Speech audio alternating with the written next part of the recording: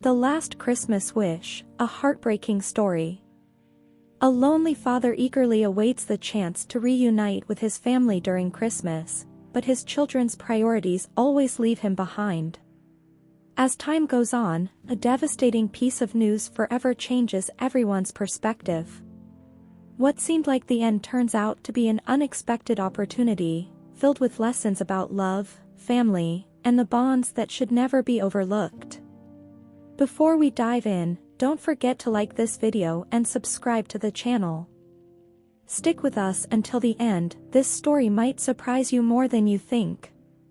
Mr. Elias's house felt even larger that winter night.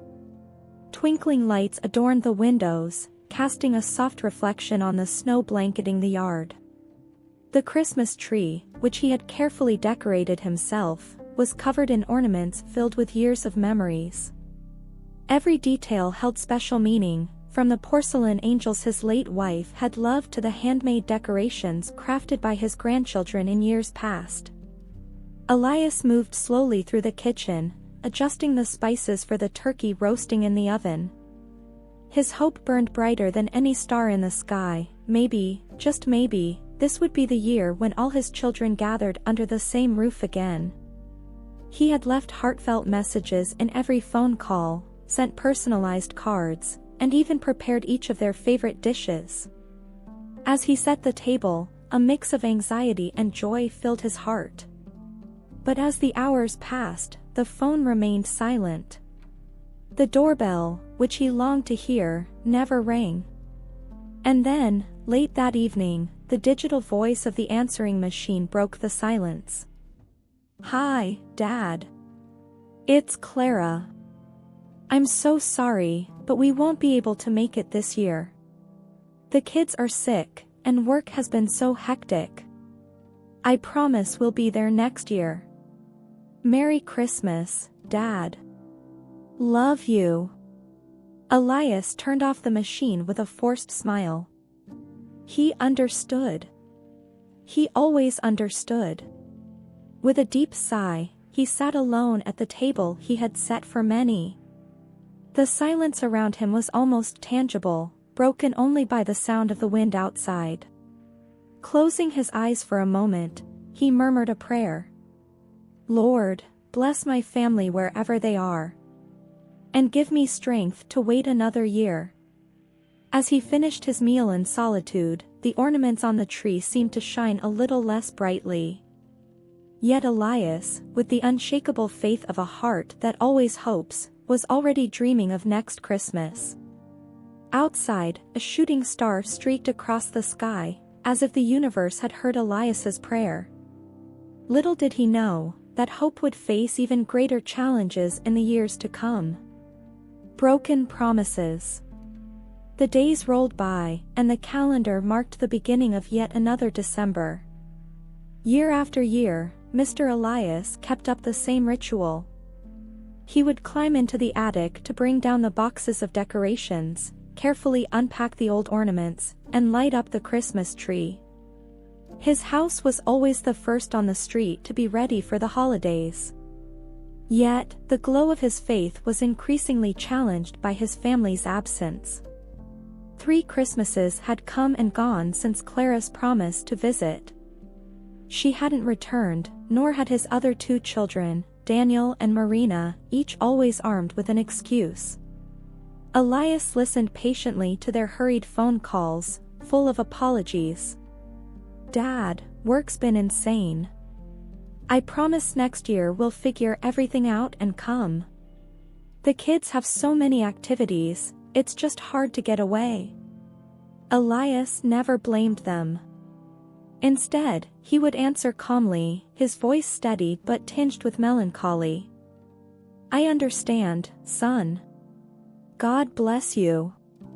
We'll talk again soon." But when the calls ended, he allowed himself a moment of vulnerability. Sitting in his leather armchair by the fireplace, he would gaze at old photos of his children as kids, back when his home was filled with laughter and chaos. The hardest moment was always Christmas Eve. Each year, he prepared the full feast as if convinced that this would be the night his family would return. The table was always impeccably set, with shining plates and cutlery illuminated by candlelight. Yet, every year, only Elias sat in his usual chair, surrounded by a silence that seemed to mock his hope. On the third year, after another solitary dinner, Elias decided to write a letter, not to complain or blame, but to share what was in his heart. Dear children, you are the greatest gift God has ever given me. Every moment we've spent together is a memory that warms my heart on lonely days. I'm not writing to ask for anything, only to remind you that time is a precious gift, one that passes far too quickly. With love, Dad. He mailed the letter the next day, hoping his words would touch their hearts. But the days turned into weeks, and Christmas came and went once again without a single knock on his door. That night, as he put away the untouched dishes, Elias looked at the unlit tree and softly murmured, "If this is your will, Lord, I accept it. But I still dream. I still hope."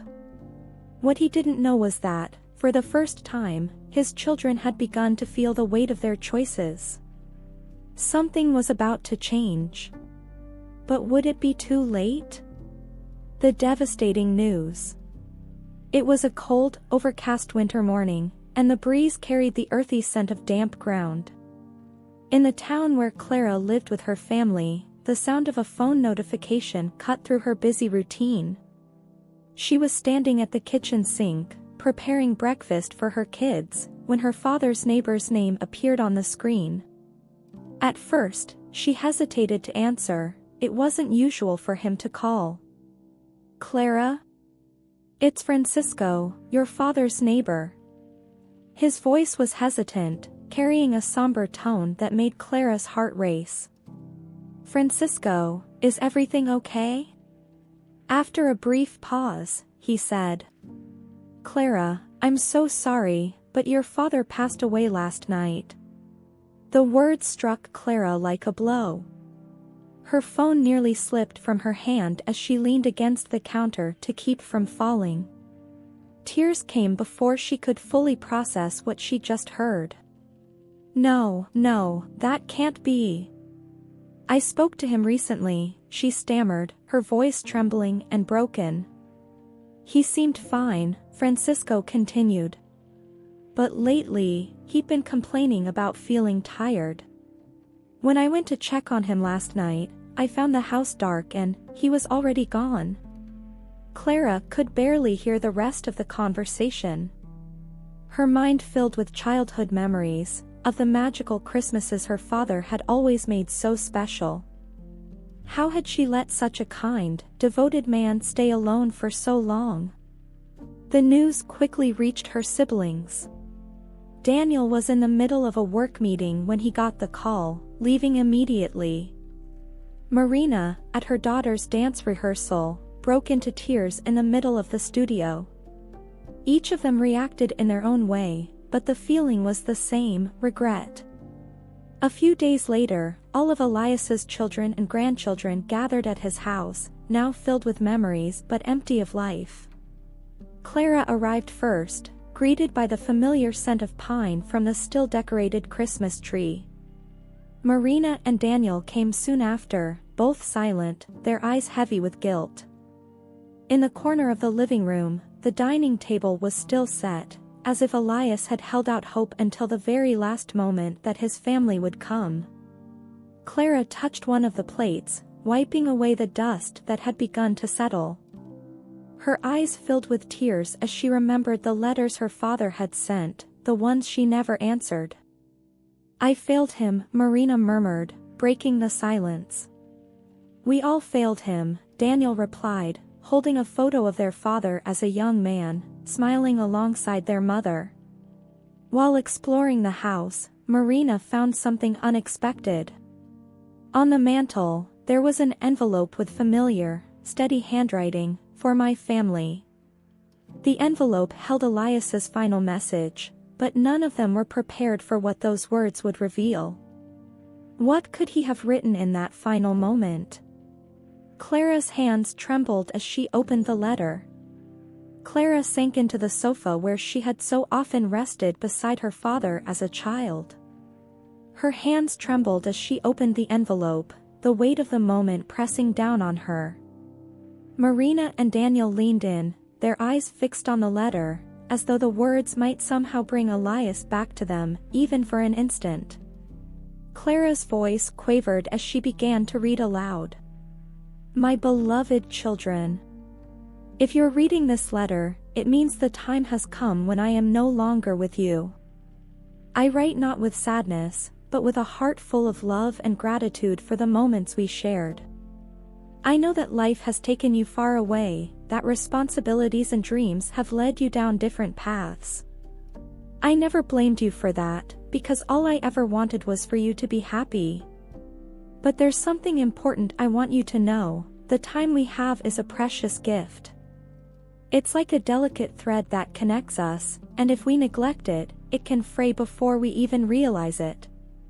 That's why Christmas always brought me the greatest joy, because it was a time when those threads intertwined again, when we were together, if only for one night. As you read this letter, know that I am with each of you, cheering for you to remember what truly matters, the love we share as a family. This house was a home because it was filled with your laughter, stories, and prayers. I hope it remains a place where you can always find the warmth of our bond. With all my love. Dad. As Clara finished reading, tears streamed down her face, and soon Marina and Daniel joined her. The weight of the letter was more than just words, it was the void left by their father, who had been the anchor of their lives. Daniel, always the most reserved, wiped his eyes quickly and stood. He was right. We drifted apart. And I thought there would always be more time. Marina, clutching a pillow Elias used to rest on, murmured, he only wanted to be with us. How could we have ignored that? Clara's gaze fell on the still-set dining table, and a sharper pang of guilt struck her. He waited. He believed, even at the end, that we'd come. At that moment, the sound of footsteps echoed from the entryway. Francisco, their father's neighbor, appeared, looking hesitant. Sorry to interrupt, but I thought I should bring this. He held a small, simple tablet that clearly belonged to Elias. He asked me to give this to you. Said there was something you needed to see. The siblings powered on the device, and Elias's familiar face appeared on the screen, smiling. His voice, steady yet tender, filled the room. My children, if you're watching this, it means I'm no longer there. But don't let this video bring you sadness. Let it be a reminder that love and the time we have together are what truly matter. I've prepared something special for you, something I hope will warm your hearts and help you remember what's important. Go to the dining room and take a look. The siblings exchanged puzzled glances but followed the instructions. In the dining room, they spotted a larger envelope resting on the table. Inside was a map of the house, with an X marked on one of the basement walls. With trembling hands, Daniel grabbed a flashlight and led the way downstairs, his sisters close behind. What had Elias left for them? Would it be another cherished memory? Or something they could never have expected to find? The basement of the house was a place the siblings hadn't visited in years. As they descended the creaking wooden steps, Clara held a flashlight while Marina carried the map with the marked X. The air was dense and slightly dusty, yet it carried a strangely familiar feeling, as though the space had been patiently waiting to reveal its secrets. There, Marina whispered, pointing to the wall indicated on the map. Daniel ran his fingers along the marked surface, quickly realizing there was a hidden compartment behind a false panel. With a calculated effort, he slid the panel aside, uncovering a small wooden box carefully sealed. On top, there was a note in their father's handwriting. "For you, with love." Clara opened the box slowly, with Marina and Daniel leaning in close over her shoulders. Inside were several envelopes, each labeled with one of their names, along with a USB drive and a small leather-bound journal. The siblings decided to start with the USB drive. They went upstairs, plugged it into the tablet, and a new video of their father began to play. This time, Elias was sitting in his favorite chair by the fireplace, smiling warmly at the camera. "My dear ones, if you've made it this far, I'm so glad. You've found the box, and now it's time to understand why I kept these things. Each envelope holds memories that are uniquely yours, moments you might have forgotten, but that I cherished deeply in my heart. There's also a journal. It's the most important part. Inside, you'll find the traditions and values that made our family what it is. I wrote everything down so you can continue building a home, together, as I always dreamed you would." Clara opened the journal to find pages filled with handwritten notes, Christmas recipes, prayers, and reflections on life. On one page, a particularly heartfelt passage stood out. "When you sit together around the table, remember that I am with you. No matter where you are or what your lives look like, the love of a family is what keeps us united. If you ever feel like you're drifting apart, return to this journal and let it bring you back together." As the video neared its end, Elias looked straight into the camera, his eyes shining with emotion. "This Christmas is not a goodbye. It's an invitation for a new beginning." A profound silence filled the room when the video stopped. None of the siblings needed to say anything, they all understood what had to be done. Daniel was the first to stand, his voice steady yet resolute. "Let's finish what he started. The Christmas he always hoped for, we can still make it happen." Clara and Marina nodded, tears streaming down their faces. What Elias had left them wasn't just a memory, it was a chance to rebuild their family. But could they truly make up for the time they had lost? Only by coming together would they find out. Mr. Elias's house, which for years had been a silent refuge of loneliness, was coming back to life as a true home. Clara, Marina, and Daniel were determined to honor their father's wish, to create the Christmas he had always dreamed of. The following weeks were filled with laughter, teamwork, and the rekindling of old memories. Every corner of the house seemed to breathe again. Clara took the lead in decorating the tree, while Marina and the grandchildren adjusted ornaments on the higher branches. "This is the angel Dad bought for our first Christmas without Mom," Marina said, holding up an old ornament with care. "He always said it was to remind us she was still with us." Daniel, who rarely participated in holiday preparations, took charge of the kitchen. Flipping through Elias's handwritten recipes, he carefully followed each step. As he stirred spices into a pot, he thought of how his father always found a way to bring the family together, even during the hardest times. But the true spirit of Christmas wasn't just in the decorations or the food, it was in the bond that was slowly rebuilding among the siblings. Together, they began opening the envelopes their father had left for them, finding deeply personal messages inside. Clara read hers aloud. "My daughter, you've always been the heart of our family, even if you didn't realize it. I see how hard you try to keep everyone close, even when life weighs you down. Never forget that your presence is a gift to all of us." Marina found a childhood drawing she had made, accompanied by words that brought her to tears. "You are the creative soul of our family, always bringing color to our days. Don't let the world's rush dim your light." And Daniel, feeling a crack in the walls he'd built around his emotions, read his message quietly. "You are the strength we all rely on, my son. But remember, even the strongest need someone to lean on. I'll always be by your side, even now." Each letter was a testament to Elias's deep understanding of his children and his unconditional love for them. On Christmas Eve, the table was set with the same care Elias would have given it. Candles flickered, fine porcelain plates gleamed, and the aromas of Elias's recipes filled the air.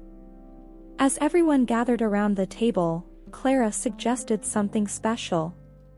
"Before we eat, let's do what Dad always did, let's give thanks." Hand in hand, each family member said a prayer, expressing gratitude for Elias, his life, and the lessons he had left behind. As Clara glanced around the table during the prayer, she felt her father's presence, not in body, but in the gestures, the laughter, and the dishes he had so lovingly prepared year after year. The silence that had once haunted the house was replaced by laughter. The children played near the fireplace, and the adults swapped stories that brought smiles to their faces. It was as if Elias was there, laughing with them, watching his dream finally come true. As the final Christmas song played softly on the radio, Marina noticed one last marked page in Elias's journal. It read, "Never forget, the true magic of Christmas isn't in the presents but in the moments we share." And you? What are you willing to do to keep that magic alive? The words left everyone deep in thought. Could they keep their promise? Could they ensure the family never drifted apart again? Only time would tell, but that night, under the glow of the Christmas tree, one thing was certain: they had taken the first step. And somewhere, Elias was surely smiling. The first Christmas without Elias marked the beginning of a new tradition for the family. In the years that followed, Clara, Marina, and Daniel kept the promise they had made to their father: never again would they let the demands of life pull them apart. Each Christmas was celebrated with the same love and dedication Elias had always shown, but his legacy extended far beyond that special day. Clara, inspired by her father's words, began organizing monthly family gatherings. "We don't need to wait until Christmas to see each other," she declared with determination. Over time, the habit of coming together transformed from an obligation into a cherished joy. Daniel, once the quietest of the siblings, became the family storyteller. During these gatherings, he shared memories of their father, afternoons spent playing soccer in the backyard, or the advice Elias gave about life and work. "Dad always said, life is too short to spend it alone. I think I finally understand what he meant." Marina, with her artistic touch, found creative ways to keep Elias's lessons alive in their everyday lives. She turned her father's journal into a family memory book, filling its pages with photos, notes, and stories shared by each family member. The book became a tradition of its own, read aloud every Christmas as a tribute to the man who taught them the true value of their time together. Over the years, Elias's house became more than just a memory, it became a symbol of unity. Even as new grandchildren were born and some family members moved to distant cities, the house remained the gathering place. Every corner seemed to echo Elias's words: "Love is what makes this house a home." The most profound transformation, however, occurred in the hearts of his children. The emptiness left by Elias's absence was filled with a renewed love for family and faith. Marina, who had drifted from the church during the busyness of adulthood, rediscovered her spirituality through her father's prayers recorded in his journal. He never stopped trusting in God, even in his loneliest moments. "It's time I do the same," she said, her voice filled with emotion. In the years that followed, the siblings passed Elias's lessons on to their own children, the value of being present, of dedication, and of unconditional love. At one of their gatherings, Clara held the memory book in her hands and looked at her siblings. "Dad gave us more than memories. He gave us a responsibility to keep our family together. But are we ready to carry on his legacy when our own kids grow up?" The challenge of honoring what Elias had started wasn't ending, it was just beginning.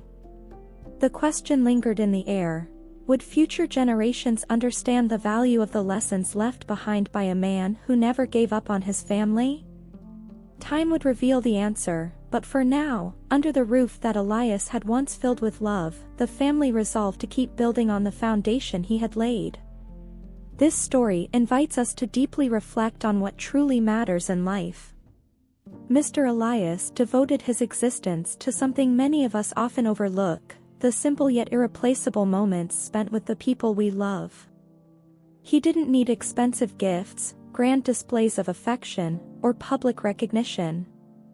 All he wanted was the presence, laughter, and warmth of his family gathered around the table. How many times, like Clara, Marina, and Daniel, do we get swept away by the frantic pace of life, believing that time is on our side? We tell ourselves, "I'll call tomorrow, I'll visit during the next holiday, or next year, I'll make it happen." But, as Elias so clearly understood, time waits for no one. This story isn't just about a father and his children, it's about all of us. It's about the choices we make every day, choices that gradually shape the kind of legacy we leave behind.